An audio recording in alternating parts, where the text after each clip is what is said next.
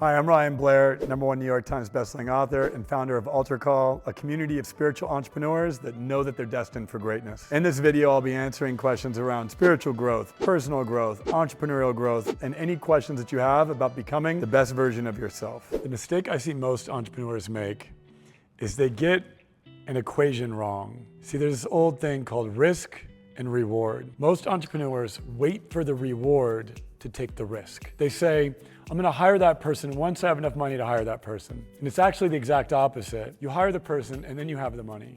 You take the risk and then you get the reward. But what most entrepreneurs do is they say, I'm going to take the risk once I get the reward. And they inverse the equation. And that's why their businesses don't scale, is they're constantly waiting to get the reward so they can take the risk. And that's not how it works. You have to take the risk to get the reward. When they're humble enough to realize they can't do it alone, and they're willing to ask for help, and they're curious enough about how other people have the success or the happiness that they want to have. And you have to realize that there's a gap between you and someone else who has what you want. And you have to be willing to actually inspect what's in that gap and be willing to do the work to close the gap. And finding a mentor is the best way to do that. What most people don't understand about discipline is that the thing that takes you away from your discipline is temptation. And temptation is the greatest test that we face. And we face it no matter who we are or where we are. We will always be faced with temptation. You'll have temptation in your thoughts. You'll have temptation in your action, in your deeds. Temptation is going to be with you every step of the way. But the way that you overcome temptation is by building your willpower. And the way that you build willpower is by restricting things. We all have temptation, and there are things that are constantly calling us. They're calling us away from our purpose, calling us away from our productivity, calling us away from our life plan. And so we have to restrict those temptations. Each restriction is a micro challenge that will build your temptation. Start with something small. Restrict negative thoughts. Restrict snoozing on the alarm clock, restrict staying up late, restrict sugar, restrict that second glass of wine. When you do that, you will build willpower. And when you build willpower, be a formidable force against temptation. At what financial point do you begin to hire a team member? Before you're at any financial point whatsoever. The worst job in the world is being a solo entrepreneur. It's terrible. You have to do the invoicing, do the website, call the customers, market to the customers, sell the customers, fulfill the product. That's entrepreneurship in its lowest level, and it's the most difficult form of entrepreneurship. Now, when you have a team of A+ people working in a tight culture, getting the job done, that's fun. And that's when you create the most value in life. And so the only way you get there is by hiring people. And so every business I've ever started, I started by hiring people. I didn't start the business by waiting to hire people. I started the business by hiring people, and I grew the business by hiring people, and I scaled the business by hiring people. And that's the exact formula that I'm using at Altar Call right now. And we proudly have 24 people working in our movement.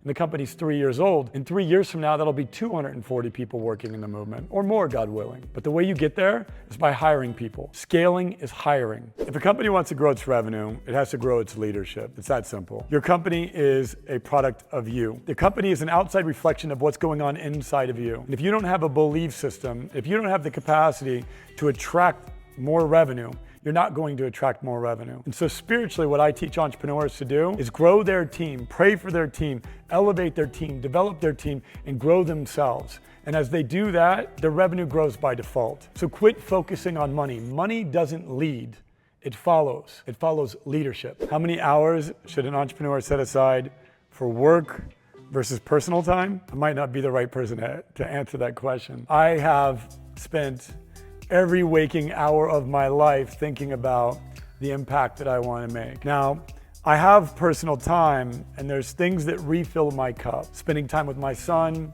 spending time in nature, art, organizing the house, cleaning the house, watering the plants, buying new plants. Things like that bring life to me. And so those are the things that fill up my cup. And from a full cup, I serve. And so I'm constantly looking at adding things into my life that bring light into it, so that I can serve more light to others. And so we have 24 hours a day.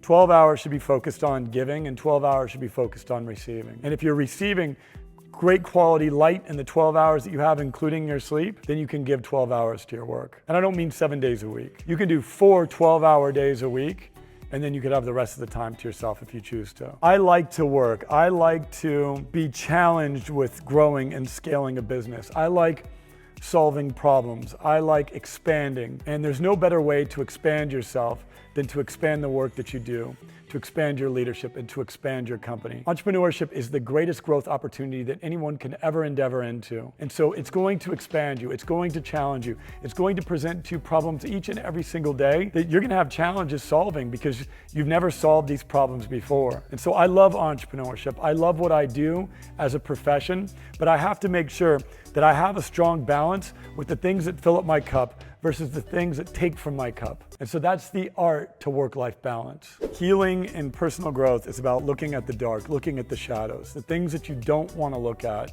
You need to be willing to look at them. And the reason why is because what you're afraid of and what you run from chases you.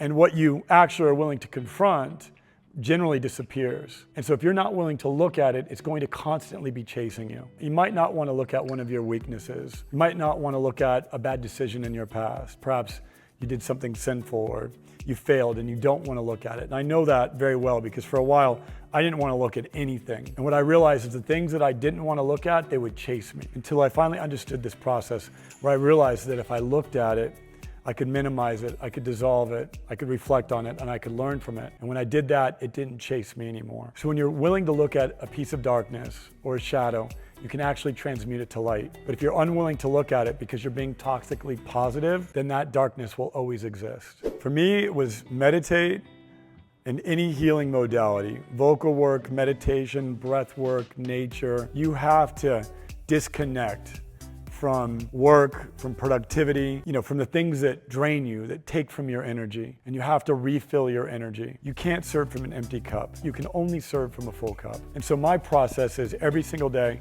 I fill up my cup, and when something takes from my cup, I try to refill it. So I'll drop out and do a meditation midday. I'll go for a walk. I'll catch the sunrise in the morning. I'll catch the sunset in the evening. These are the things that fill up my cup. If I don't do those, I will get tired, I will get overworked, and I will get burned out. When I meet an entrepreneur that's tired and overworked and burned out, it's because they haven't sequenced their schedule correctly. Something drains them and they don't immediately refill. And so they start serving from an empty cup. They keep serving from an empty cup, and their cup keeps draining and draining and draining, and pretty soon they crash. They fall out of love with their business, or even worse, they have mental health issues. And I know that because I've had them too. Hey, if you like this video, like and subscribe. I guess there's like some knobs that you can press to do that. Or check me out on Instagram. I'm @RealRyanBlair. DM me and we'll have a conversation.